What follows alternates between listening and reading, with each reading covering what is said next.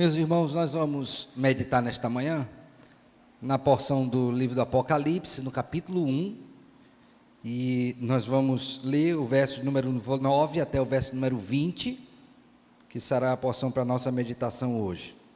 Até agora nós vimos, irmãos, 3 estudos em Apocalipse. O primeiro deles foi mostrando a perspectiva escatológica que existe tanto no Antigo quanto no Novo Testamento, de maneira resumida, mas mostrando que os crentes do Antigo Testamento, à semelhança dos crentes do Novo Testamento, nutriam essa esperança escatológica em vários níveis. Depois nós fizemos uma análise daquilo que é chamado do prólogo do livro, que são os versos número 1 a 3, ok? Na última semana, nós vimos a dedicatória do livro, mostrando que João, inspirado pelo Espírito Santo de Deus, fala acerca de um Cristo que é glorioso. Mas até então, a despeito de estar recebendo toda essa instrução, não havia ainda registro no livro acerca desta pessoa bendita, que é a segunda pessoa da Trindade, o Senhor Jesus Cristo, que é exatamente o que acontece nessa porção que nós vamos ler no dia de hoje. Por isso o nosso tema hoje é a visão do Cristo glorificado, ok? Então é importante que você saiba do que vamos tratar nesta porção de hoje, e o faremos em 3 sessões. A primeira delas, do verso número 9 a 11, que é a identificação e comissionamento de João. Depois nós vamos ver do verso número 12 a 16, que é a visão do Cristo glorificado, e finalmente do verso 17 a 20, que é o efeito da visão do Cristo glorificado na pessoa do apóstolo João. Então, o comissionamento, a visão e o efeito da visão do Cristo glorificado. Antes de lermos, vamos orar ao nosso Deus, pedindo que Ele nos abençoe na compreensão da sua palavra. Bondoso Deus, nesta manhã nos dirigimos mais uma vez ao Senhor em oração, suplicando, ó Deus, a graça do Senhor sobre nós, a fim de que, iluminados pelo Teu Santo Espírito, conduzidos por Ele na verdade, possamos compreender a verdade aqui revelada e traduzida para o nosso próprio idioma. Afasta de nós daquilo que porventura venha a nos impedir disso, Senhor, e que possamos, de maneira muito clara, lógica, fiel, simples, mas profunda e transformadora, ouvir a Tua voz e compreendê-la. Ajuda-me nisto, ó Deus, para que possa, como despenseiro fiel, trazer a refeição para cada um de nós nesta manhã, da parte do Senhor. Assim te bendizemos em Cristo, Senhor e Salvador nosso, com perdão dos nossos pecados. Amém. Assim nos diz a palavra do Senhor: eu, João, irmão vosso, e companheiro na tribulação, no reino e na perseverança em Jesus, achei-me na ilha chamada Pátimos, por causa da palavra de Deus e do testemunho de Jesus. Achei-me em espírito no dia do Senhor, e ouvi por detrás de mim grande voz como de trombeta, dizendo: o que vês, escreve em livro e manda às 7 igrejas, Éfeso, Esmirna, Pérgamo, Tiatira, Sardes, Filadélfia e Laodiceia. Voltei-me para ver quem falava comigo, e voltado vi 7 candeeiros de ouro, e no meio dos candeeiros um semelhante a filho de homem, com vestes talares, e cingido à altura do peito com uma cinta de ouro. A sua cabeça e cabelos eram brancos como alvalã, como neve, os olhos como chama de fogo, os pés semelhantes ao bronze polido, como que refinado numa fornalha, a voz como voz de muitas águas. Tinha na mão direita 7 estrelas, e da boca saía-lhe uma afiada espada de 2 gumes. O seu rosto brilhava como o sol na sua força. Quando o vi, caí a seus pés como morto. Porém ele pôs sobre mim a mão direita, dizendo: não temas, eu sou o primeiro e o último, e aquele que vive. Estive morto, mas eis que estou vivo pelos séculos dos séculos, e tenho as chaves da morte e do inferno. Escreve, pois, as coisas que viste, e as que são, e as que hão de acontecer depois destas. Escreve, pois, quanto ao mistério das 7 estrelas que viste na minha mão direita, e aos 7 candeeiros de ouro, As 7 estrelas são os anjos das 7 igrejas, e os 7 candeeiros são as 7 igrejas. Amém.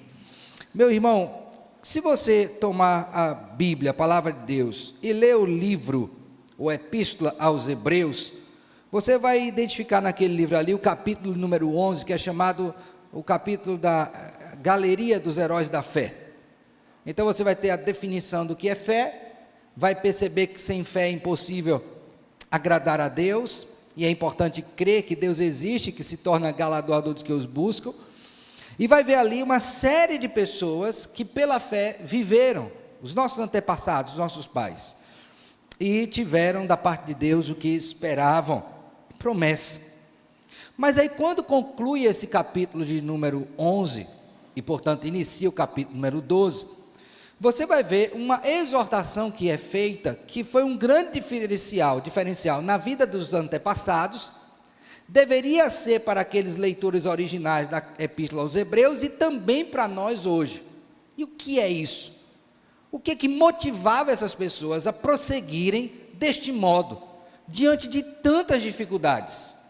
Por exemplo, se você ler, e eu queria que você abrisse sua Bíblia aí em Hebreus capítulo de número 11, você vai ver o seguinte, olha, que esses homens pela fé, eles fizeram algo, extinguiram a violência do fogo, verso 34, escaparam ao fio da espada, da fraqueza tiraram força, fizeram-se poderosos em guerra, puseram-se em fuga a exército de estrangeiros, mulheres receberam pela ressurreição os seus mortos, alguns foram torturados, não aceitando o seu resgate para obterem superior ressurreição, outros por sua vez passaram pela prova de escárnios e açoites, e assim de algemas e prisões. Então se você lê essa lista aqui, você diz, meu Deus, que sofrimento!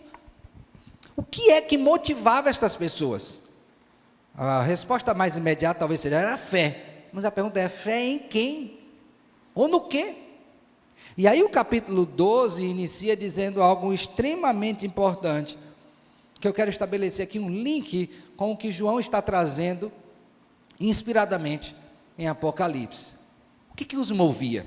Por favor, veja comigo agora o capítulo 12 de Hebreus, verso 1. Portanto, também nós, visto que temos a rodear-nos tão grande nuvem de testemunhas, desembaraçando todo o peso do pecado que tenazmente nos assedia, corramos com perseverança a carreira que nos está proposta. Agora presta atenção nesse verso. Olhando o quê? Firmemente. Para quem? Para o autor e consumador da fé, Jesus, o qual em troca da alegria que lhe estava proposta, suportou a cruz, não fazendo caso da ignomínia, e está sentado à destra do trono de Deus. Considerai, pois, atentamente aquele que suportou tamanha oposição dos pecadores contra si mesmo, para que não vos fatigueis desmaiando em vosso quê?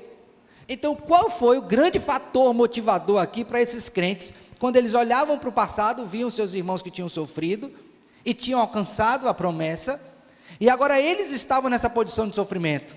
Para onde o autor recomenda que eles olhem? Para Cristo.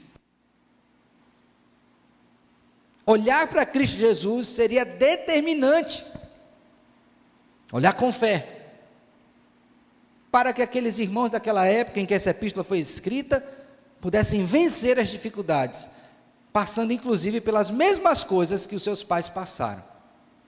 E aí, o que não é de surpreender, mas é maravilhoso perceber a relação, é que quando João vai falar a este povo, estando ele preso, acerca das coisas que estavam acontecendo, e que haveriam de acontecer, que certamente traria grande sofrimento para a igreja não podia desanimar, qual, segundo a lógica, é a primeira coisa que ele deveria colocar para o povo de Deus?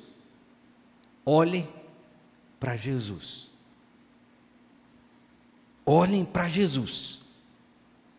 Esse será o fator determinante para que vocês possam ter vitória, êxito na caminhada neste tempo de sofrimento. E aí não é sem razão, portanto, que o livro de Apocalipse começa, depois do prólogo e dessa saudação, com a visão mais importante que todo crente tem que ter na vida, e que vai nortear todos os seus caminhos, a visão de Jesus Cristo. Isso aqui é que é determinante. Eu não devo olhar para as dificuldades, eu não devo olhar para o outro, embora possa fazê-lo em algum momento e com um fim específico determinado pela palavra do Senhor, mas se eu quero progredir em meio às dificuldades, eu posso, segundo a Escritura afirmar, que a maior necessidade é olhar para Jesus Cristo. E é exatamente essa visão que o apóstolo João traz, inspiradamente, no início do livro do Apocalipse. Ele quer que a igreja, que está aqui na sua militância, não perca de vista Jesus Cristo. Não se esqueça jamais quem é o autor e consumador da sua fé, quem Ele é, o que Ele fez, e o que está fazendo e fará por sua igreja. Então, nesta manhã eu quero mostrar para vocês, à luz desse texto de Apocalipse 1, 9 a 20, a visão de Cristo glorificado e suas implicações para a igreja que milita. O texto está dividido de uma maneira muito fácil, digamos assim, de se perceber, e são 3 partes que eu já disse aí para os irmãos. Na primeira, o João, a sua apresentação e comissionamento. Depois você tem a visão.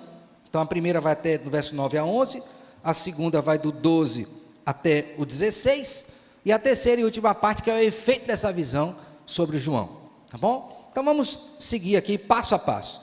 Primeiramente, quem é João? Como é que ele se identifica nessa epístola, esse apóstolo que foi comissionado?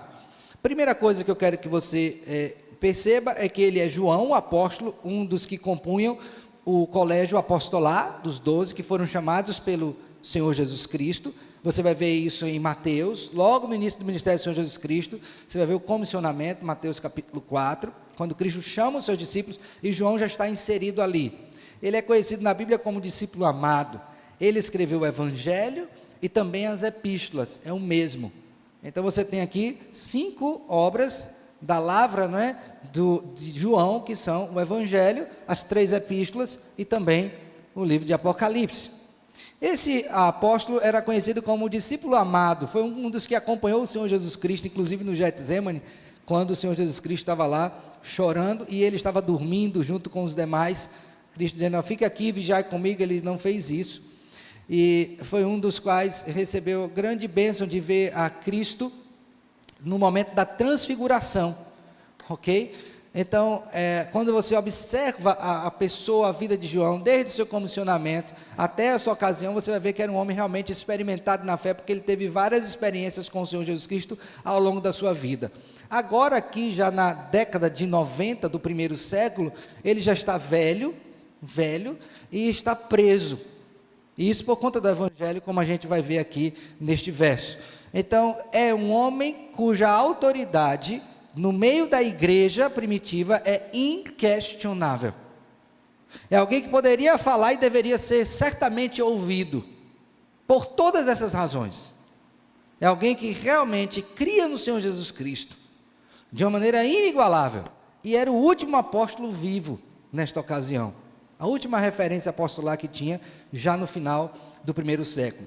E mesmo diante de tudo isto, como é que João se dirige a estas igrejas, as 7 igrejas? Veja, ele diz assim, verso número 9, eu, João, irmão vosso. Primeira coisa é que ele se identifica com a igreja, dizendo que ele é irmão, portanto ele está debaixo da mesma adoção que todos têm, ou tinham, e nós hoje também, em Cristo Jesus. Ele não se coloca, eu o maior entre vós, não, eu, irmão vosso. E mais do que isso, a sua identificação vai além da adoção, ou é conjugada, conjuntamente, com também o companheirismo.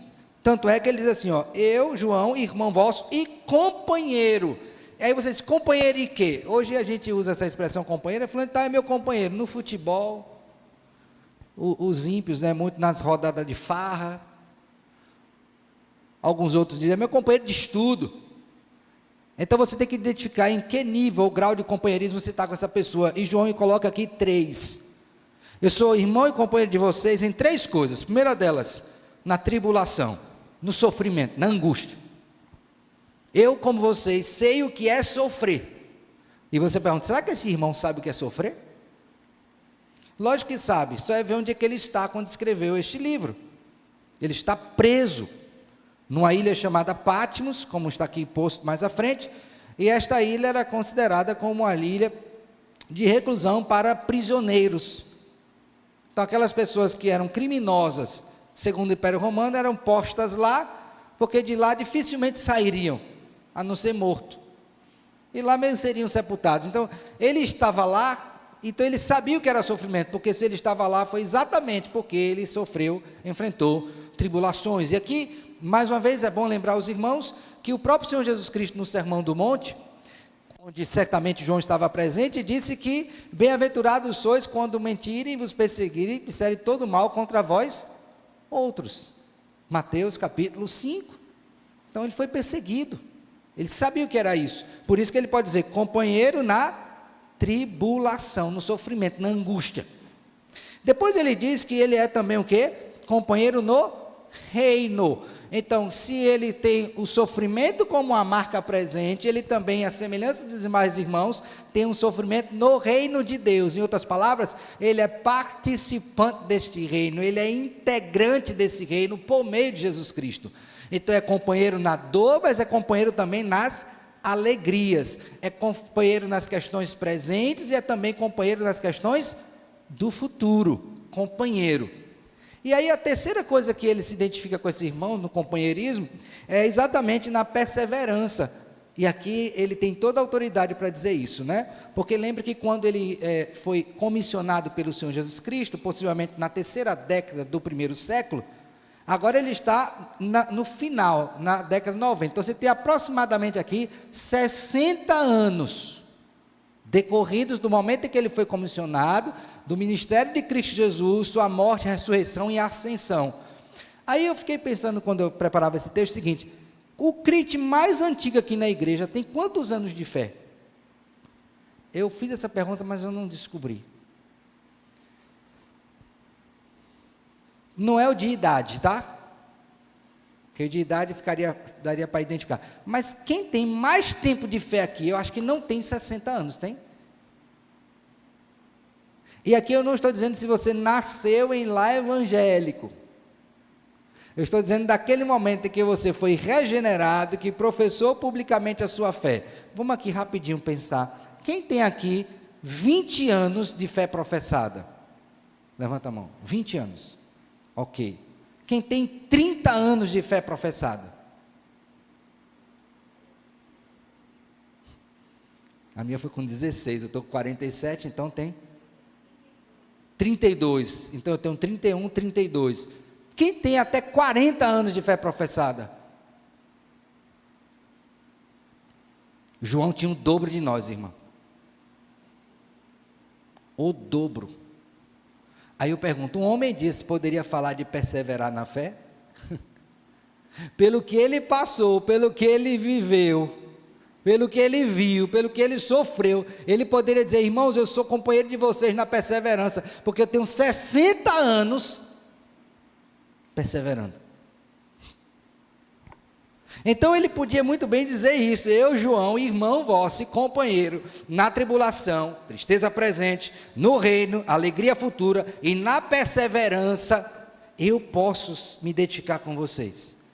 Agora veja que tudo isso é em Jesus Cristo, ou seja, não é sofrer por sofrer, não é perseverar por perseverar, como o mundo diz, mas é em Jesus, tudo em Jesus Cristo. Diga, filha.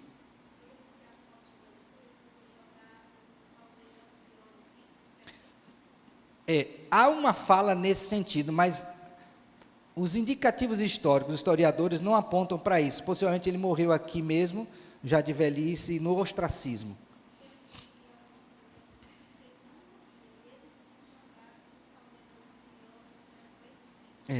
Tem uma... Eu li essa história, mas assim, eu não posso afirmar isso, porque não é uma fonte primária que eu li, mas algo dessa natureza, do sofrimento dele na sua morte. Então, João é meu companheiro, é seu companheiro, e ele sabe bem o que é sofrer, pelo nome de Jesus. Por isso que ele diz assim, olha, em Jesus, então tudo isso foi o quê? Em Cristo. achei-me na ilha de Patmos, ou chamada Patmos, e aqui lembre que Patmos é referir ao que essa ilha representava. Agora, por que ele foi para lá? Porque ele era um malfeitor? Aí ele dá duas razões no verso 9. Primeira delas, por causa da palavra de Deus. Ele foi para lá porque ele pregou a palavra, foi preso, porque pregava a palavra. E aí quando eu li isso aqui, eu fiquei pensando, meus dias se aproximam. Porque pregava a palavra, foi preso. E você olha para o Antigo Testamento, você vai ver que muitos profetas também sofreram a mesma coisa, inclusive dos seus irmãos. Porque falaram a verdade, foram presos. Então por que João estava preso? Ele matou alguém? Não. Ele roubou? Não. É só porque ele pregava. E não tinha sido a primeira prisão que ele enfrentou. Porque se você observar o livro de Atos, no início, os capítulos ali de 4 a 5, você vai ver ele aprisionado. Mas Deus o liberta. Então observe bem que ele estava lá, primeira razão, por causa de quê? Da palavra de Deus. Segundo, por causa do seu testemunho. A palavra testemunho aqui é martírio, é a mesma que está em Atos capítulo 1, verso número 8. Mas recebereis sobre vós o Espírito Santo e ser-me-eis minhas testemunhas, tanto em Jerusalém, Judeia, Samaria, até os confins da terra. Testemunho. Ou seja, o fato de você viver testemunhando de Jesus Cristo, ressurreto dentre os mortos, o Rei dos Reis, o Senhor dos Senhores, por causa disso, ele o quê? Está preso. Possivelmente, se ele dissesse assim, nega Jesus, ele disse, eu nego, ele talvez não estivesse preso, também não estaria salvo. Mas ele nem deixou de pregar, e nem deixou de quê? De testemunhar. As duas coisas. E foram essas duas coisas que o levaram para quê? Para a prisão. Mas lembre que quando os discípulos foram presos e foram soltos, eles não saíram chorando. Eles saíram, o quê? Alegres, porque foram considerados de sofrer afrontas pelo nome. Qual nome? O de Cristo Jesus. Então esse é o apóstolo que está escrevendo. E veja que ele está aqui se identificando com os sofrimentos, com as alegrias do povo de Deus, ok? E certamente a visão que ele teve aqui também o animou, o fortaleceu, como deveria fazer com os demais crentes. No verso 10, ele vai agora explicar a condição do seu comissionamento. Veja comigo que ele diz assim, achei-me em espírito no dia do Senhor, e ouvi por detrás de mim uma grande voz como de trombeta. Primeira coisa, achei-me em espírito. Olha, o fato da expressão ser utilizada, apontar para um estado de êxtase, ok? Todavia não quer dizer que João tenha perdido as suas faculdades. Ele continuava vendo, ele continuava ouvindo, ele continuava falando, ele continuava escrevendo. Eu falei ouvindo? Ouvindo. Ele continuava pensando, tudo normal. Ele não estava aqui em transe, tendo saído de si e não sabia o que tinha acontecido, não. Consciente. Ok? Agora, a ideia aqui é de uma consciência que está associada a um grande evento que faz com que ele se sinta fora de si. Lembra, eu falei agora há pouco, aliás, no último encontro nosso, assim, é como o Salmo 126, ficamos como quem sonha. Ok? Então é isso que ele está sentindo aqui. Segundo, é dito que ele foi encontrado dessa forma no dia do Senhor. Essa é a única referência no Novo Testamento, é bom que se diga, onde é posto não no primeiro dia da semana, mas no dia do Senhor, que é o quê? O dia em que nos reunimos. Deixou de ser o sétimo, que era o dia do descanso, para ser o nosso descanso no primeiro dia. Tá bom? E isso é importante por quê? Porque foi o dia em que Jesus Cristo ressurreto apareceu. Então, no dia em que Jesus Cristo ressuscitou, o primeiro dia da semana, João tem a visão do Cristo ressurreto e glorificado. É lógico, né? Não há como confundir isso. Então a igreja se reúne no primeiro dia, porque é o dia da ressurreição do Senhor Jesus Cristo, e não mais no sétimo dia. Tá bom? Então João tem essa visão no dia do Senhor. E ele ouviu, lembra que eu disse que ele estava no pleno exercício de suas faculdades? Ele ouviu por detrás dele uma grande voz como de trombeta. A ideia de grande voz como de trombeta aponta não somente para a grandiosidade dessa voz, mas pelo fato de que as festas do Antigo Testamento, muitas delas eram precedidas por toques de trombeta. Inclusive tinha a festa das trombetas, que anunciava o grande dia da redenção.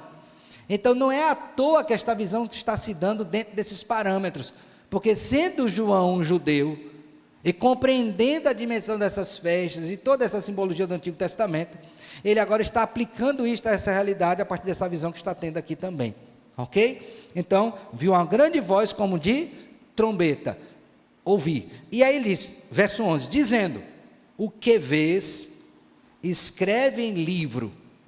Então aqui está a ordem para o quê? Para escrever, e manda às 7 igrejas. Então, é uma correspondência do próprio Senhor, através de João, para as igrejas. Qual delas? Éfeso, Esmirna, qual mais? Pérgamo, Tiatira, Sardes. Lembra que eu falei a vocês que na época oportuna eu falaria sobre números? Então essa é a primeira vez que eu quero falar sobre vocês. Quando você vai ver números aqui em Apocalipse, o primeiro que eu vou falar é esse, de 7, aponta para completude, perfeição.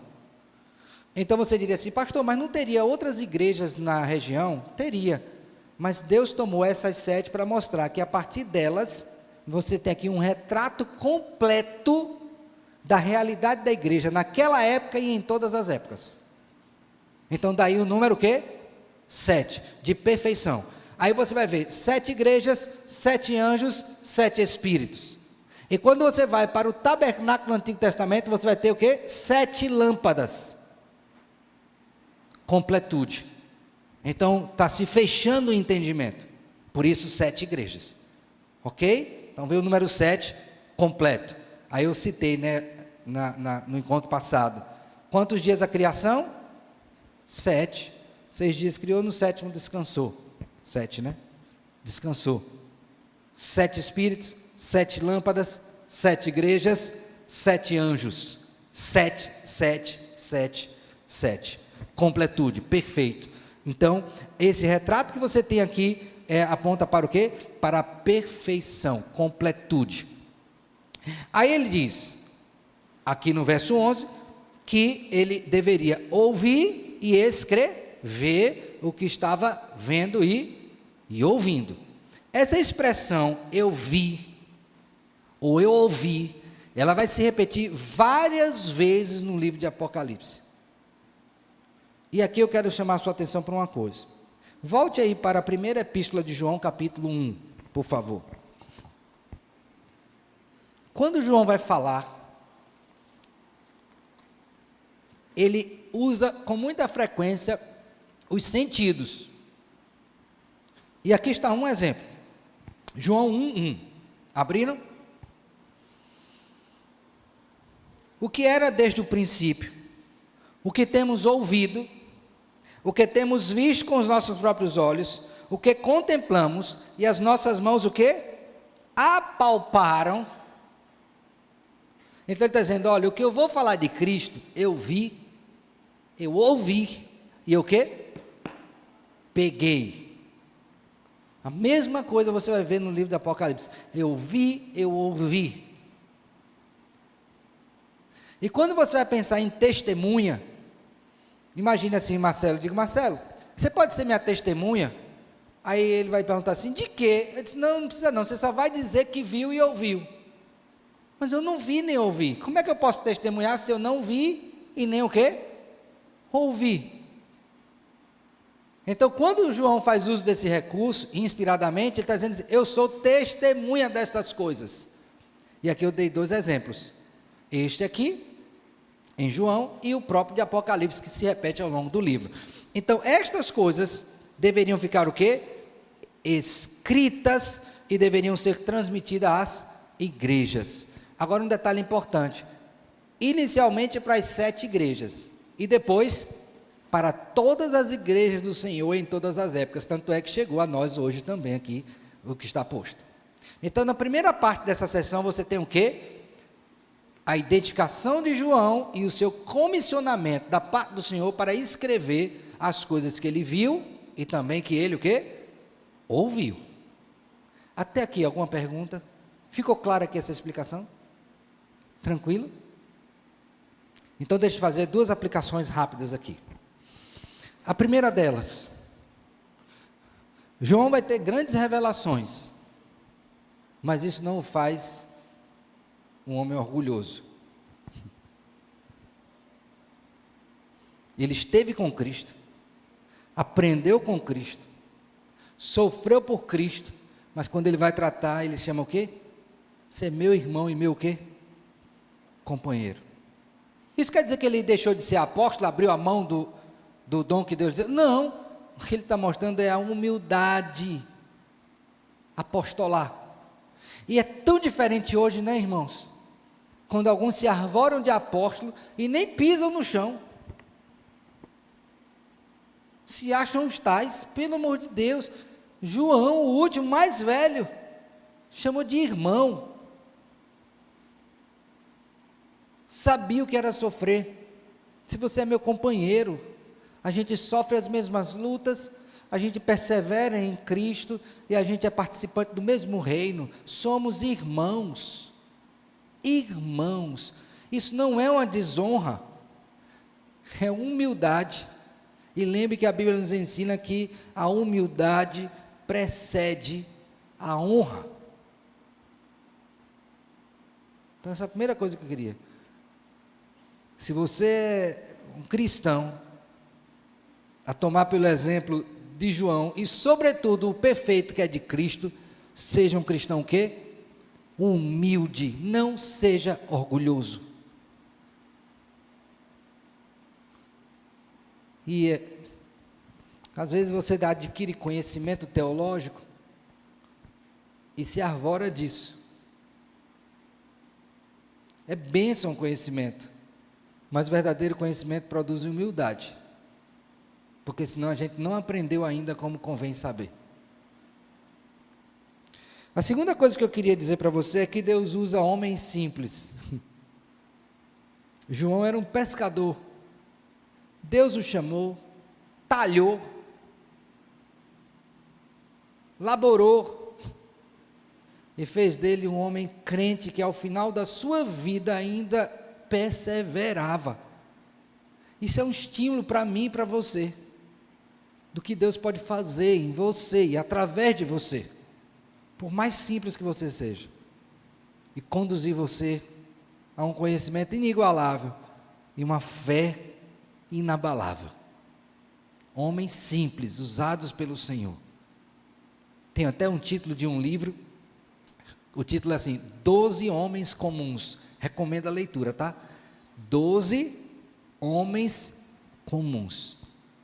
Leia esse livro, vocês vão amar, e vai ver como Deus pega homens simples e faz deles grandes servos do Senhor. Então, primeira coisa, identificação e comissionamento. Segunda, a visão de Cristo glorificado. Lembra bem que eu disse agora há pouco, tá? De Hebreus 12, é a visão que me estimula, é de Cristo. Então, qual é a visão que ele traz para estimular? A de Cristo. Olhe para Cristo e você vai ter todo o estímulo necessário para viver nessa vida cheia de tribulação. É isso que ele está dizendo. A segunda coisa é, que dia foi que essa visão aconteceu? Que dia foi? Primeiro dia da semana, o dia que foi o dia que aconteceu o quê? A ressurreição de Cristo. Aqui nesse texto, João está tendo a visão de Cristo glorificado, certo? Mas eu quero que você entenda uma coisa. Cristo habitava a eternidade com o Senhor, o Pai e o Espírito, a Trindade lá. No conselho da Trindade, Deus decidiu enviar o Filho. Então o Pai enviou o Filho. Enviou ao mundo, ele encarnou. Ok? De maneira miraculosa, nasceu da Virgem Maria. Então você tem aqui Cristo encarnado. Ele vive aproximadamente 33 anos, né? No seu ministério, que vai dos 30 aos 33, ele começa a propagar a palavra do Senhor, a sua própria palavra, é perseguido por isso, julgado de maneira injusta, morto. Ele morre e é sepultado. Então você tem um Cristo que habitava na eternidade, habitou encarnado, sofreu, morreu e foi o quê? Sepultado. Nosso credo, né? Credo apostólico diz que nasceu da Virgem Maria, padeceu sob o poder de Pôncio, foi crucificado, morto e depois o que é que diz? Desceu ao Hades. Então foi sepultado. Para um pouquinho, tá? Aqui só um detalhe. Desceu ao Hades não quer dizer que foi ao inferno não, viu? Cristo nunca foi ao inferno para saquear o inferno, brigar com Satanás, não tem nada disso. Então esquece essa coisa aí de descer lá no inferno, tá bom? Depois em outro momento eu explico o que é, mas não fica com essa ideia na sua cabeça, por favor.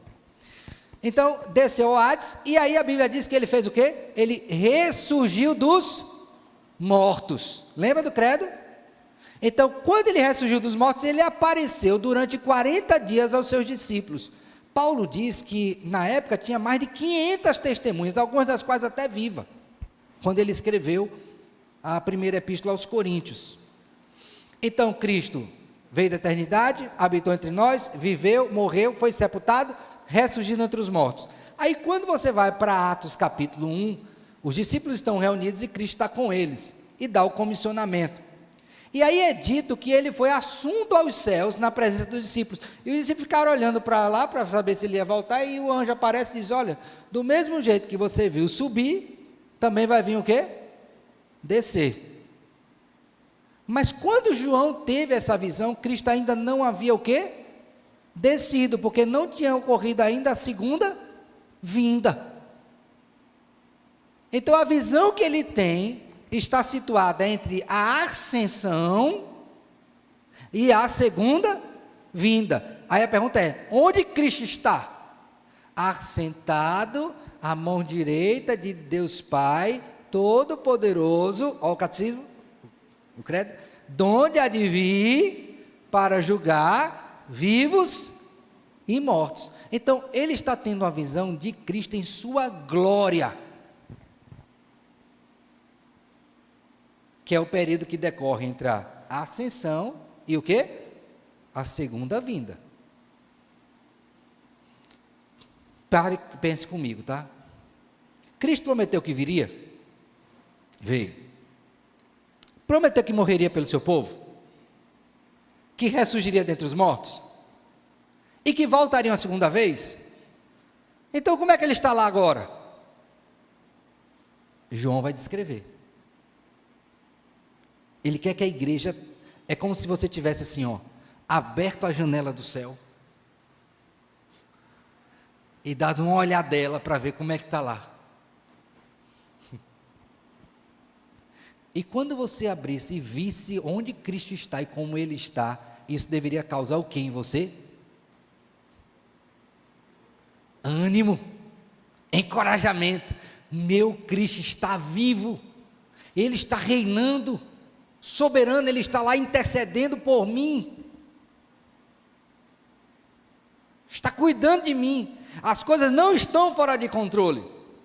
Então essa visão me dá uma ampla perspectiva de quem está no controle, inclusive quando a igreja sofre. E como é essa visão? Vamos ver agora? Verso 12. Entenderam? Entenderam mesmo? Então imagine agora o céu abrindo e você vendo a Cristo. E a palavra nos dá essa possibilidade pelo Espírito, né? Mostrou. Você está vendo como é que Cristo está lá na glória. Voltei-me para ver quem falava comigo. Ele ouviu a voz de trás, não foi? Como trombeta. Voltou para ver. E voltado vi, primeira visão que ele tem, 7 candeeiros de ouro. E no meio dos candeeiros, um semelhante a filho de homem. Essa linguagem filho de homem é a mesma que está no profeta Daniel. Depois você olha, que é um livro apocalíptico, juntamente com Ezequiel também, com Obadias, tá? Então Daniel, se você ler, você vai ver esse filho do homem, que é a identificação do Senhor com a humanidade que ele vai salvar, os eleitos. com vestes talares e cingido à altura do peito com uma cinta de ouro. Essa linguagem de vestes talares e cinta de ouro é associada a sacerdote. Então, na visão que João teve, Cristo está lá no céu como sumo sacerdote. O que é que o sacerdote faz? Ele faz a mediação da relação entre Deus e o homem e Deus. Lembra que ele foi o sacerdote e o sacrifício. Então, em outras palavras, João está dizendo, o sacerdote está vivo, tem mediador, ao lado de Deus intercedendo por mim. Isso é bom ou ruim? Isso é maravilhoso. Isso é a grande bênção. Mas lembra que Cristo tem 3 ofícios. Quais são? Sacerdote, rei e profeta. Como sacerdote, ele está fazendo a mediação. Está aqui, verso de número 13. Agora, verso 14. A sua cabeça e cabelos eram brancos como a alva lã, como neve, os olhos como chama de fogo.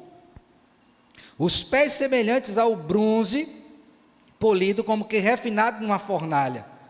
A voz como de muitas águas. Rei. Então o que aqui João está vendo? O sacerdote e rei. Pés que pisam o inimigo. Ok? Cabeça, brancos, a maturidade de um rei. A alva como a neve, não é? Olhos como chama de fogo. Rei que julga. Lembre que fogo na Bíblia, purificação e juízo. Estão conseguindo ver isso? Estão vendo? Aí ele diz mais, os pés semelhantes ao bronze polido, como refinado numa fornalha. Lembra da visão de Daniel? Leia Daniel depois. Não vou ler não, depois você lê. Que é aquele que tem domínio. Todos os reinos passam e só um permanece. Qual que permanece? É o reino do Senhor. É o rei que permanece. E aí eu já falei do sacerdócio e do reinado. Falta o terceiro, que é o qual? Profeta. Veja comigo agora. Tinha na mão direita 7 estrelas, e da boca saiu-lhe uma espada afiada, de 2 gumes. Hebreus capítulo 4, verso 12, vai dizer que a palavra de Deus é como o quê? Uma espada de 2 gumes, que era uma arma romana, terrível, cortava dos 2 lados, como diz o povo, indo e voltando. A tragédia era grande. Dificilmente alguém seria cortado por uma espada dessa e não teria um ferimento para a morte. Ok? Mas imagine a potência disso associada à palavra de Deus e ao rei que é ele. Então você tem uma visão aqui do sacerdote, do rei e do profeta, cuja verdade entra no coração humano e é capaz de discernir pensamentos e intenções do coração com a verdade que é a palavra. Então o que João vê? Ele vê Cristo em sua glória, e aí ele diz mais, o seu rosto brilhava como o sol na justiça. Diz que o justo é como a luz da aurora, que vai brilhando, brilhando, até ser dia o quê? Perfeito. Então João está tendo a visão de Cristo. Ninguém tinha tido essa visão. E aí, é interessante perceber que as 3 coisas aqui estão unidas. Ele não está vendo só o sacerdote, só o rei ou só o profeta. Ele está vendo 3 em 1. Mas lembra, que dia foi que ele teve essa visão? Dia do Senhor. O que é que tinha acontecido nesse dia? Grave bem isso. Cristo tinha, para o mundo, Cristo tinha morrido. Ninguém mais viu. Pagaram até para dizer que tinham roubado o corpo. Mas para a igreja, Cristo continuava vivo e exercendo plenamente os seus ofícios. Sumo sacerdote, rei dos reis, o grande profeta. Está vivo. Eu vi. Ele se revelou para mim. Agora, eu fiquei imaginando assim, imagine um homem velho, 90 anos, passou 60 anos como crente, irmã Jonete. Nos últimos dias da sua vida, onde ele podia estar na praia, ele está preso, numa praia, mas preso. Certo, vai morrer. O que poderia estimular esse homem, na sua velhice, nessa condição, depois de tudo que passou? Ver a Jesus. Ver a Jesus. Aí eu quero fazer uma aplicação para nós. Preste bem atenção nisso. Vai sair da câmera. Enquanto você não vê a Jesus, você não viu nada nessa vida que verdadeiramente importe.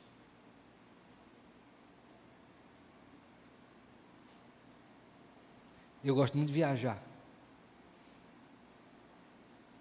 Viaje, se você puder, viaje. Não é viajar na mente não, como o povo fala aí, baseado não. É viajar mesmo, pegar o carro, uma moto, não sei o que você pega, um avião. Viaja, conheça pessoas, conheça lugares, comida diferente. Vá em igrejas fiéis, conheça, viaje. Já vi muita coisa impressionante, e olha que eu não viajei muito. Um detalhe, viu aqui, só um parêntese. Disseram que depois que eu casasse, eu ia ficar privado de um bocado de coisa, pois foi depois de casado que eu experimentei as melhores coisas da minha vida, inclusive viajar. E eu já vi muita coisa bonita, muito lugar bonito, e eu sei que eu não vi tudo. Mas nada se compara a ver a Jesus. Tanto que uma vez eu compartilhei com os alunos, eu chegava em determinado lugar, que eu tinha vontade de ir, e eu estava no local, mas aquilo não trazia o gozo que eu esperava que aquilo trouxesse. Eu estava feliz, e eu até tive que cuidar do meu coração nesse sentido, para não desprezar as bênçãos que Deus estava dando, mas nada é igual ver Jesus Cristo. A coisa que mais era importante para João naquele momento não era sair da ilha, era ver ao Cristo que ele professou durante 60 anos da sua vida, vivo, reinando, mediando, trazendo a verdade. Tem coisa melhor. Por isso que Paulo diz assim, olha, partir. Entenda o que Paulo diz agora? Partir, estar com Cristo é o quê? Incomparavelmente melhor. Eu não estou dizendo para você sair daqui e se jogar do prédio para estar com Cristo, não. Não estou falando de suicídio. Eu estou dizendo que você não pode perder a visão do Cristo ressurreto. Que é isso que vai motivar a sua vida, a sua pessoa, inclusive em dias difíceis. Como que João está vivendo, talvez como que você esteja vivendo hoje. Onde as esperanças humanas cessaram, não há mais o que fazer. Mas tem alguém que reina. E vai voltar. E o melhor vai nos levar para estar com Ele, reinando. É bom, não é? Sim ou não? Olhe. É, meu filho. Se iluda não com as coisas desse mundo, não. Não se iluda. Eu tive visões bonitas de lugares, mas a visão mais bonita foi no dia do casamento. A noiva entrando pela porta, oh, coisa boa, né? Olha, que bênção. Visão linda. Está ali ela, né? Que bênção. Mas, meu amor, vou lhe dizer uma coisa, não é igual a Jesus. Eu amo, mas ver Jesus, eu e você vamos ficar mais felizes. Você me viu, acho que você ficou feliz, né? Eu acho. Mas ver Jesus, minha filha, não se compara não. João teve essa visão, e eu espero que você que está aqui hoje tenha, porque senão nada nesse mundo vai te dar ânimo para viver. A melhor casa, o melhor carro, o lugar mais bonito, a pessoa mais linda, nada se compara a Cristo. Mas não para por aí, que a gente tem que terminar. terceira parte. Primeiro, identificação e comissionamento. Segundo, visão. Terceiro, o efeito da visão. Irmão, quando você tem uma visão dessa, o que é que você pensa fazer? Sabe o que João fez? Veja comigo agora, verso 17. Quando vi, é interessante porque na nossa tradução até rima, né? Quando vi, caí. Mas não tinha que pular, saltar de alegria, é porque a visão do Cristo glorificado deve quebrantar-nos, ainda que nos deixe extremamente felizes. E você vai ver que todas as visões do Antigo Testamento, dos homens de Deus, quando eles tiveram essas teofanias, quando eles viram ao Senhor, eles não se ensoberbeceram, porque diante da glória de Deus, eles temem. Por isso, o que é que ele faz? Ele cai. Então, verso 17, quando vi, caí a seus pés, aos pés de Cristo, como morto. Lembra do profeta Isaías? Ai de mim, porque sou um homem de lábios impuros e habito no meio de um povo de impuros lábios. Lembra do apóstolo? Se eu não me engano foi Pedro, agora me fugiu a memória. Senhor, retira de mim, porque sou um homem o quê? Pecador. Quando a gente tem a visão da glória de Deus, a gente teme. E se não for a graça dele conosco, nós seremos o quê?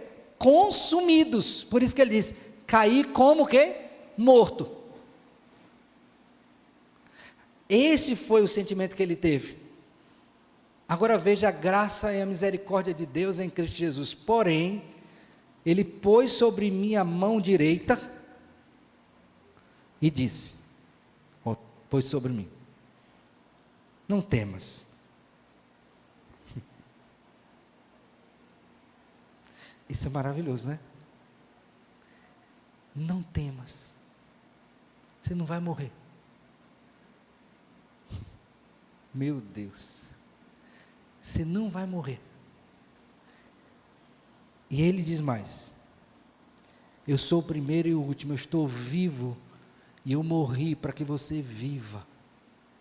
Eu não estou aqui para lhe matar, eu estou aqui porque eu vou te salvar. Tem coisa melhor. Aí ele diz assim, e aquele que vive, ele está dizendo assim, olha, eu não morri, eu estou bem vivo. Eu estou bem vivo, João. Eu estive morto. E Cristo não morreu?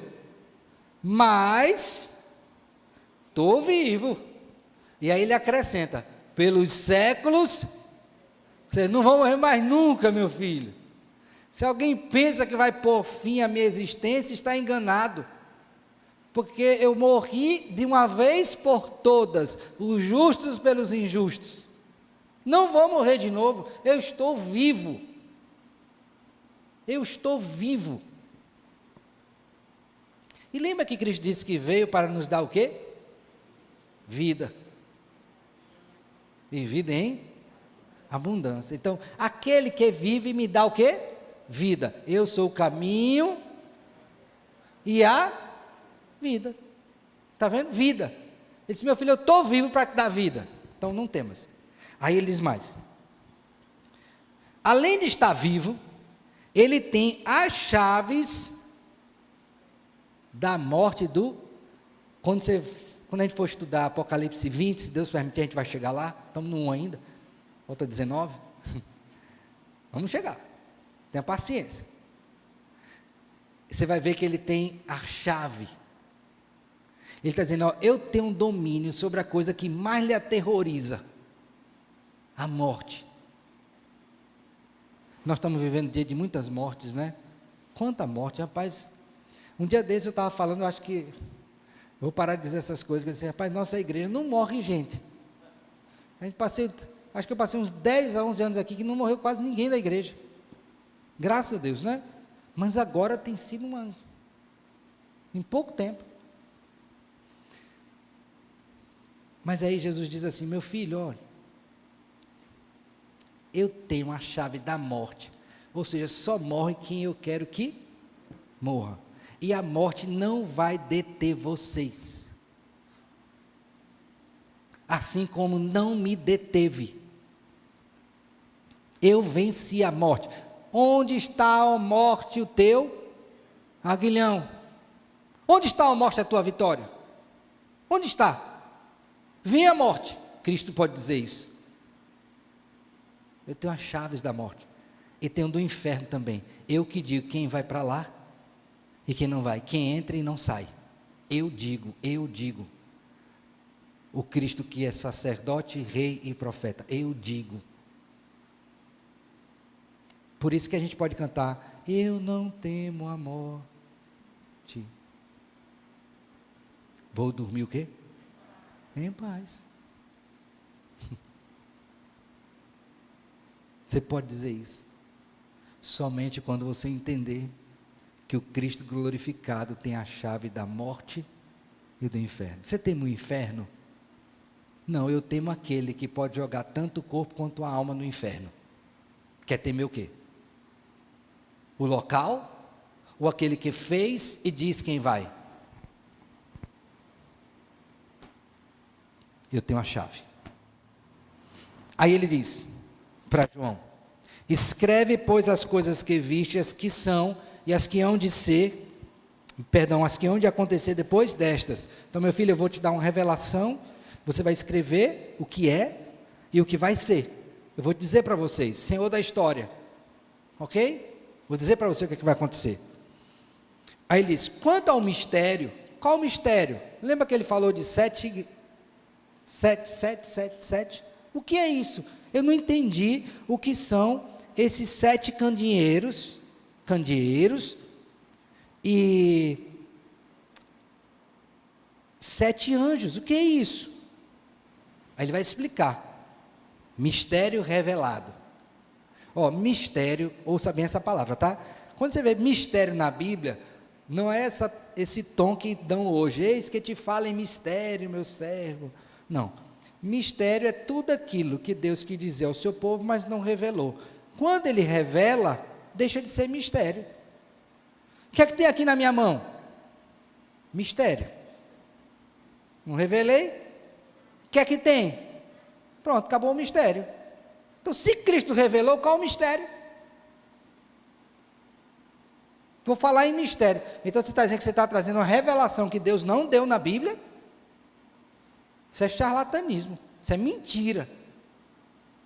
O que Ele quis revelar, Ele já revelou. Ponto. E é final. Então, Ele vai revelar. O que é que significa esses 7? Ele vai dizer, e por favor, não venhamos trazer aqui nova interpretação, porque Cristo já interpretou, porque não tem melhor hermeneuta do que o autor da palavra. Tá bom? Então, o que é que significa? Ao mistério das 7 estrelas que viste na minha mão direita, que é a mão do governo, e aos 7 candeeiros de ouro, as 7 estrelas são os anjos das 7, o quê? Há uma perspectiva aqui, meu Deus, isso quer dizer o quê? O anjo da igreja. É que cada igreja tem um anjo, o anjo da pissarreira, o anjo da segunda igreja, não está dizendo isso.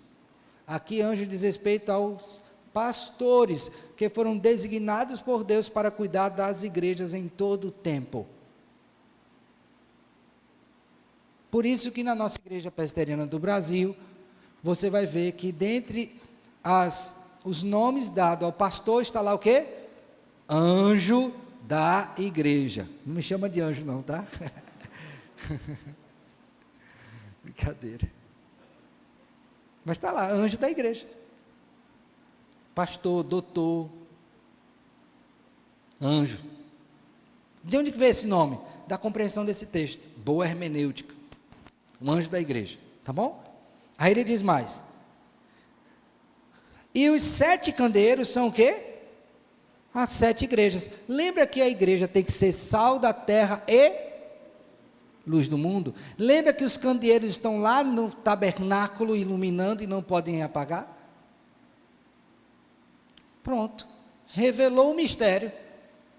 Então, cuidado para não ficar vendo o 7 em todo que é lugar, fora daquilo que Deus mesmo já mostrou. Então, ele está dizendo, olha, por que ele está dizendo isso? Eu tenho as igrejas e os pastores que eu comissionei todos nas minhas mãos. São minhas. Eu cuido delas. E veja que o texto lá de verso 13, diz assim, e no meio dos candeeiros, que são as igrejas, um semelhante a filho do homem. Essa expressão no meio de, quer dizer o quê? Que Deus está na igreja. O Cristo ressurreto está onde? Na igreja. Maravilhoso, né? Ele está aqui agora, dentro de nós, pelo seu Espírito, e no meio de nós. E ele tem o quê? Poder sobre a igreja. Ele está cuidando dos pastores, ele está cuidando da igreja, ele está passeando no meio da igreja. Veja só, já te passo. Cristo está passeando no meio da igreja, né? Nós estamos aonde aqui? No templo. Nesse momento, Cristo está lá com os jovens. Então, se tiver um jovem lá, em vez de prestando atenção na aula do professor Damião, e estiver olhando o celular, ele está vendo? Está no meio da igreja. E se a pessoa não estiver vendo nada, mas estiver olhando assim, fixo para o professor, e parece que ele está prestando atenção, mas a mente dele está longe. Cristo está vendo? Ai, como ele está vendo. E ele tem domínio? Ele conhece. Ele vai onde nós não podemos jamais ir. Ele tem domínio sobre nós. E ele me põe como pastor, e ele me tira.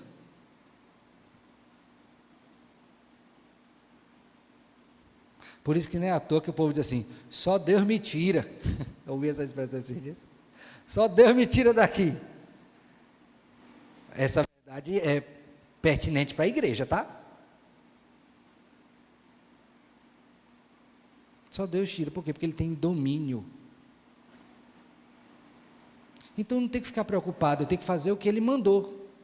Porque no dia que Ele quiser que eu saia, Ele tira. Se eu quiser que fique, Ele fica, porque a igreja é dele, não é minha. E Ele sabe o melhor. Não eu. Ficou claro? Diga para mim.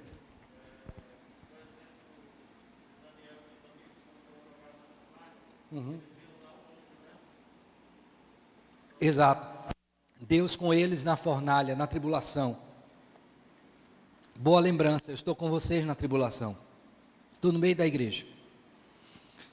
Bom, dito isto, vamos agora finalizar com algumas aplicações.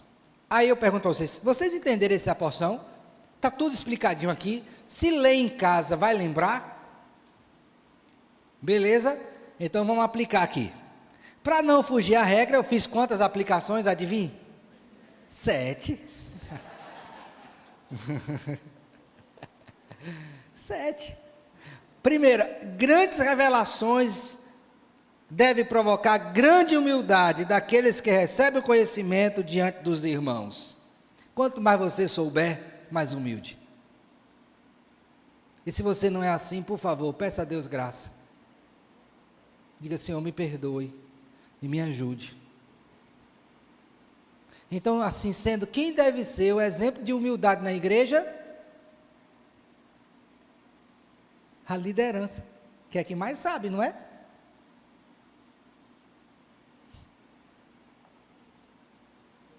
Então, Deus nos livre de, tendo conhecimento, nos tornar soberbos, de, recebendo autoridade, pisar nos irmãos. Eu tenho dito aos alunos, eu disse, olha, não pense que as ovelhas são bobas,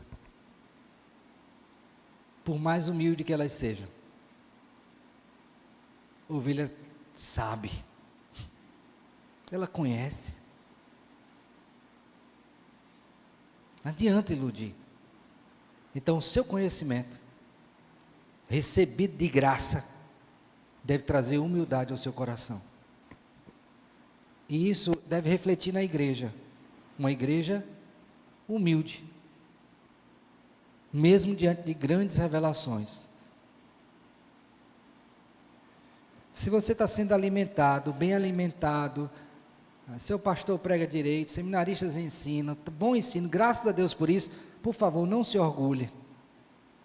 Porque a igreja em Éfeso tinha grande conhecimento e estava longe do primeiro amor. Lembra disso.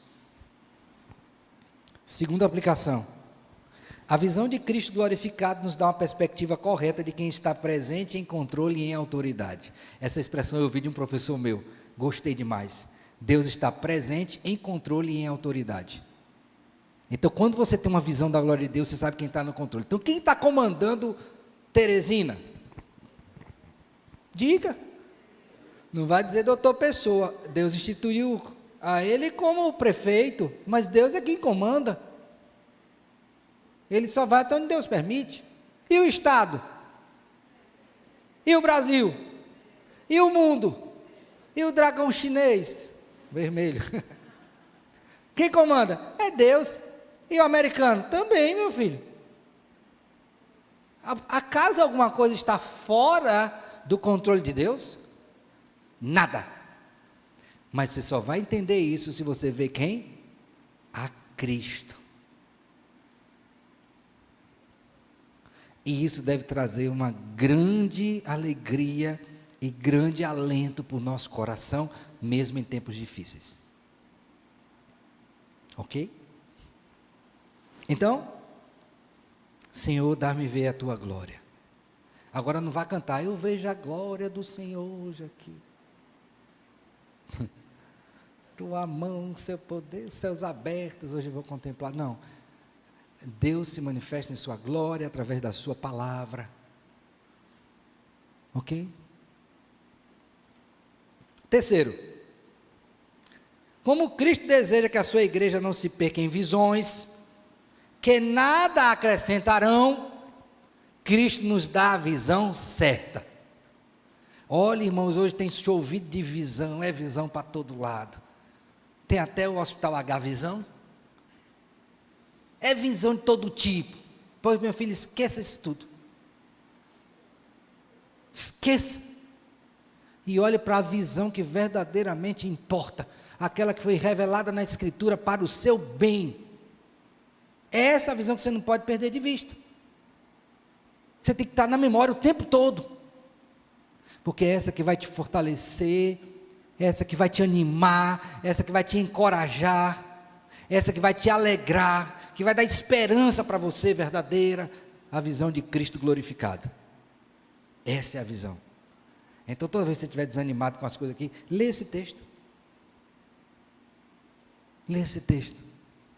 E você vai ver como isso vai inundar sua alma e trazer esperança para o seu viver.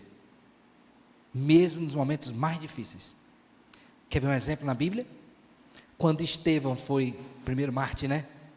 Apedrejado, o que foi que ele viu, quando estava morrendo? Cristo glorificado. Cristo glorificado. Atos 7. Mudou a perspectiva de morte dele. Eu fico pensando, se Deus me levar, só não será se ele vier antes, né? Porque eu não vou passar por essa experiência de morte, só de transformação. Mas se ele me levar, eu quero que ele me dê uma visão da glória quando eu estiver morrendo. Ah, que bênção, já pensou? Ah, Deus. Que bênção. Tem visão melhor. Então, afaste de ti essas visões doidas, esotéricas, e veja Jesus. Olhe firmemente para o autor e consumador da sua fé. Antes de 11 horas eu acabo. O Cristo vivo está vivo e presente em sua igreja. Saiba disso. Está aqui agora, vai estar sempre com a sua igreja, passeando no meio dela, vendo o que está acontecendo, quem faz o quê, abençoando, protegendo, guiando, disciplinando quando necessário for. Está no meio de nós. Graças a Deus por isso. Quinto, você viu Cristo glorificado? Pois é a promessa para mim e para você. Você também será o quê? Glorificado. Ah, irmão, você já imaginou seu corpo transformado, pronto para ir para a glória, habitar a eternidade com o Senhor? Então aquilo que você viu em Cristo é o que você vai experimentar, o que eu vou experimentar, o que nós vamos experimentar em Jesus. Glorificação. É um dos pontos soteriológicos. O último, a glória do porvir. Então você vai experimentar isso, tem esperança. Vão matar João, morreu, mas foi glorificado. Sexto e último, grandes revelações, grande humildade, mas também grande temor. Tema a Deus. Olha, quanto mais você souber, não vai querer passar de Deus não, viu? Tema Ele, tema-o. Tema Deus. Temor a Deus é o princípio do quê? Da sabedoria. Tema Ele. Tema ao Senhor. Não brinque com Deus não. Não fique fazendo gracinha com Deus não. Ah, vou hoje, vou amanhã, é assim, não é? Você está pensando que Deus é menino? É nosso igual? João disse que quando teve a visão, caiu como morto. Se não fosse a misericórdia de Deus, dizendo para ele, não teme, levantando, ele estaria lá morto, fulminado. Tema ao Senhor, tema a Deus. Não tema homens. Honre a homens e tema ao Senhor. E finalizando, esta foi uma palavra de encorajamento para o presente e de esperança para o futuro. Então, para aqueles que sofrem, sopram perseverantemente confiados em Cristo. Ok? Fique firme. Não abra mão. Seja fiel a Jesus. Todos vão dizer o contrário, mas há um remanescente fiel. Fique firme. E tenha a convicção de que dias infinitamente melhores virão na presença do Cristo glorificado. Olha, irmão, se isso não animar seu coração, não vai ter nada mais que o faça.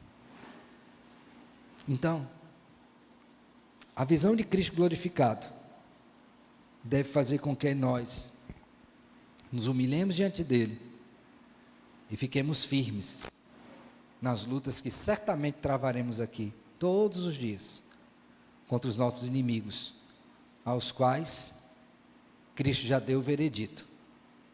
Eu venci. E nele nós somos mais do que vencedores. Deus te abençoe e nos conduza. Amém. Amém.